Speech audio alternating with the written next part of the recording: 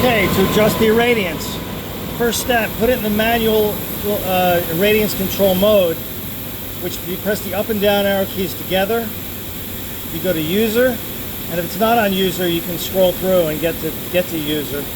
Set it in the manual mode. What that does is that allows you to set this to a percentage output that will give you kilowatts that you want. So in your case, you want 6.0. And I'm just going to fiddle with this until I get something that's close to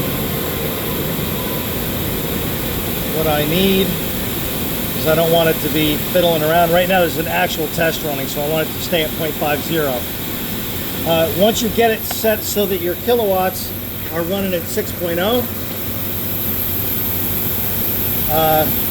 you press the up and down arrow keys until it changes twice, and it should say input. If it doesn't say input, you can press the up arrow key to get, so it says input 1.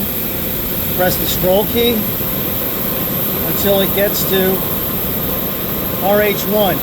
You can now play with this RH1 and get back to see what your changes did on the main screen.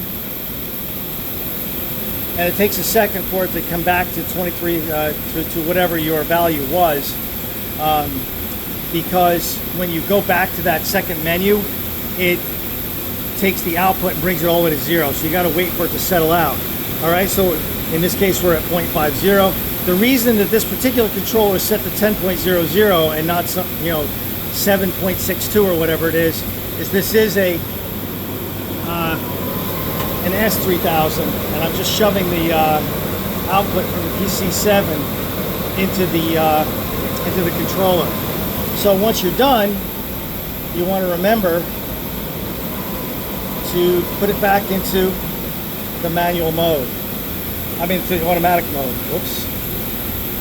Oh, that you can use that Cal 1. That's your offset.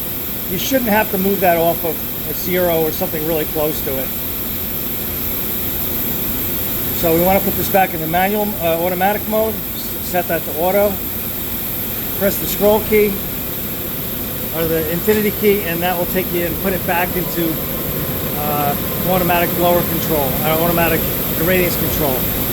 For any of the temperatures, you don't have to go all the way in the back and mess with any of that. Just use the offset.